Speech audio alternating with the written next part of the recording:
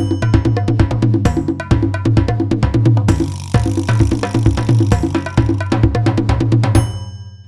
going into what we call Christendom, which is the Holy Roman Empire and the life of Charlemagne. It comes right before the Holy Roman Empire. So this is Europe from around the year 800 to the year, I don't know, up until 12 something. Charlemagne found that in order to rule this great empire, which covered much of Northern Europe, he needed people who knew how to do stuff and how to learn stuff, and he didn't have that. So yes, he made this great campaign of monks who copied a lot of this stuff out. And one of the important things is that a lot of the manuscripts we have of Greek and Roman works, they come from copies of older Latin texts that no longer exist, and that's thank you to Charlemagne. Now let's go to these two people who came. They were two Scots from Ireland who came to Gaul in the company of some British traders during Charlemagne's reign, sometime around the year 800, and they set up a stall in the marketplace. They didn't put anything on display. Instead, they shouted to the crowds of shoppers, "Philosophy for sale, step right up and get your wisdom here." They said they wanted to sell wisdom because they saw that the people valued what they had to buy more than anything they received free. What does that remind you of from what we read in the ancient world about a philosopher who tried to get people's attention, and to do it he kind of went contrary? Diogenes had babbled to get attention because he noticed that when he just spoke wisdom normally, people ignored it. And in the case of these scholars from the British Isles, they noticed that when they gave people wisdom for free, they didn't appreciate it, so they decided to charge money for it to get them to value it more, and also probably for publicity, which they did get publicity because Charlemagne noticed. So similar to Diogenes, they used kind of like reverse psychology or psychology. So then Charlemagne said to the nobles, he was disappointed in their performance, the noble youths who he tried to educate.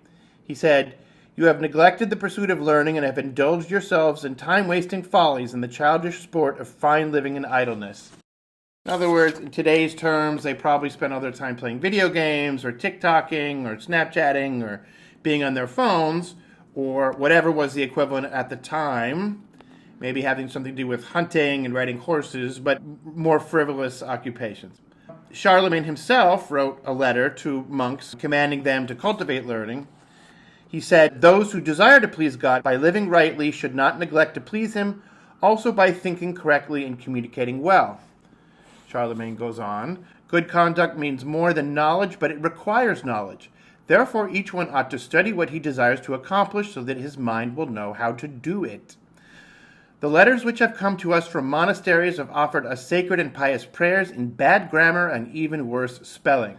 And so they tried very hard to fix this, and it took a few hundred years, but by the 1200s, we're really seeing the fruits of this, and we really have, even in the middle of the 12th century, the 1150, 1130, we're seeing a lot of literary production in Europe, and some of it's pretty good stuff. One of the things that comes out of Europe about that time, 1130, 1125, we start getting this eruption of Arthurian Romance. Now, Arthurian Romance is really a kind of flowering of the individualist idea which the West first got when it was seeing itself as different in fighting the Persians way back 500 BCE, that period. And then, though, for a while, the West kind of went back and forth, and it never really got its own individualistic culture in the same way that it did when it got this Arthurian stuff. So the first reading we had was important because they decided they went for the Holy Grail. And how did they decide to do it? The description of the knights trying to pursue individually instead of a group, it does mark an important moment in Western literature because it begins the idea that each person can only find fulfillment of his quest, find the Grail in his life, by finding his own way in the adventurous forest of life. That night, the traveling companions discussed their plans and decided that in the morning they would separate and go their own ways, since staying together might be considered dishonorable, for they thought it a disgrace to start out in a group in the same direction. When they left the castle, the knights dispersed as they had decided previously. They went their separate ways, each following the path he thought best, and so embarked upon the quest of the Grail.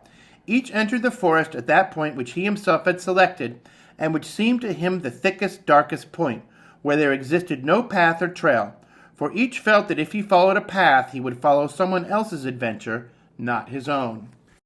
Okay, go now to Gottfried von Strasberg's Tristan. There's this very famous chapter about the crystal bed.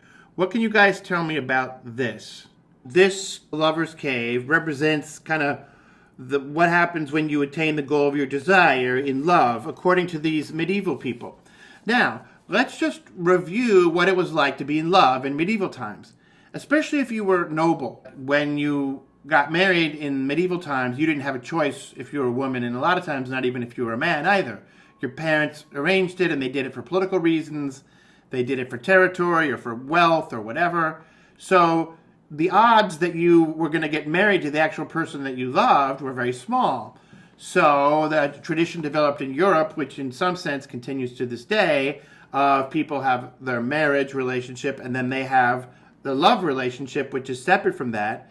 A lot of times it was a person that they knew before they were forced to marry someone else. So these two people, Tristan and Isolde, are in love, but she's been forced to marry someone else. So because this was going on in Europe, in the 12th century, in the 1100s, people started complaining about this in poetry.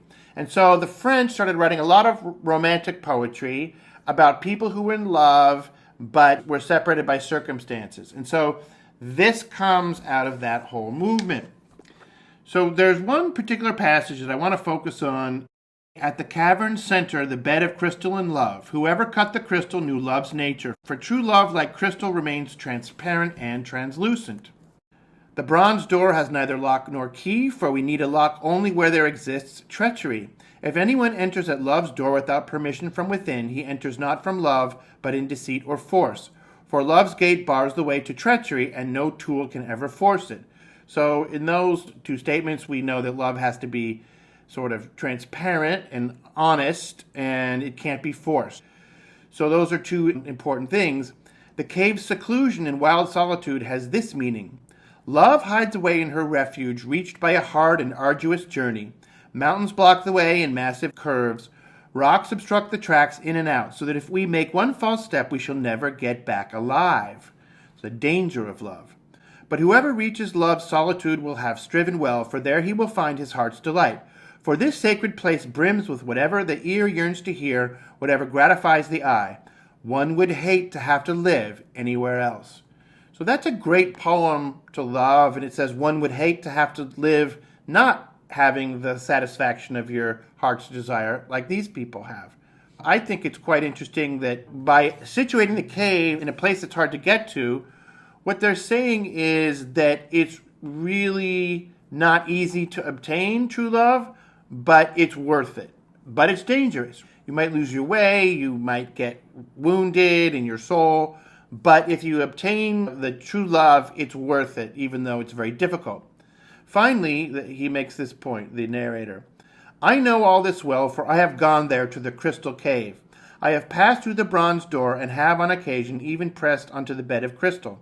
I have danced there and back a few times. I have also fed my eyes on the gleaming white wall, and fixed my gaze on the jeweled vault, so bespangled with excellence. The sun-giving windows have sent their rays into my heart. I have known that cave since the age of 11, though I have never set foot in Cornwall.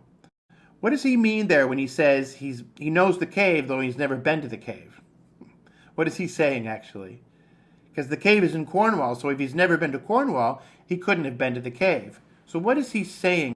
He's been in love too. So he's been in the cave in a figurative sense, in a metaphorical sense. So that's a very clever, poignant line. A couple more things. We hear that the lovers got together and they told themselves tales from Ovid and Virgil about ancient men and women ruined by love. So assuredly they told themselves the tale of Pyramus and Thisbe. But this shows the beginning of the Renaissance here, the beginning of this return of classical learning and classical stuff. We didn't really get that for hundreds of years. but now it's coming again. So this is the 13th century, middle of the 13th century, early 13th century. 100 years later, the Renaissance will be underway in Italy officially. So we're starting to get the little bit of light coming. It's not quite dawn yet, but it's the night is starting to fade away, the night of the long Middle Ages. So it says they did entirely as they pleased, as they felt inclined. They did just as their hearts prompted them. So emotion is front and center. Last thing I want to say before we move out of this, we hear King Mark debating to himself about whether his wife is actually guilty or innocent.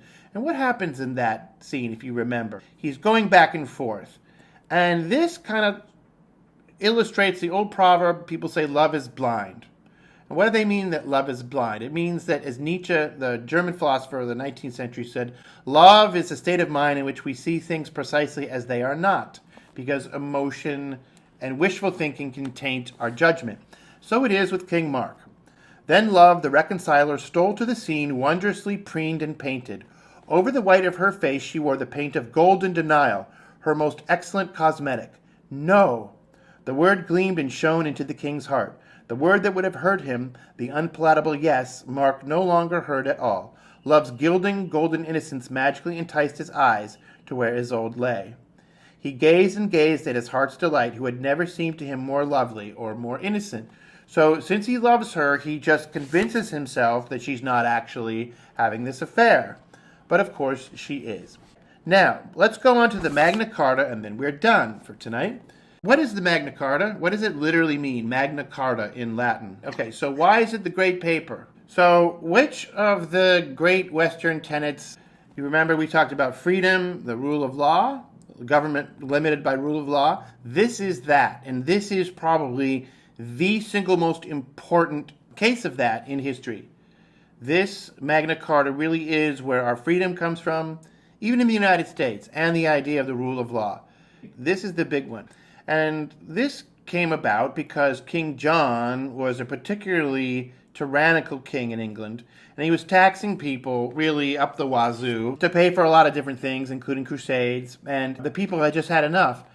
And I was noticing that a lot of stuff had to do with cities and trade. This was really a rising of the merchant class, the middle class, the barons too, but a lot of stuff having to do with business and taking grain and lawsuits.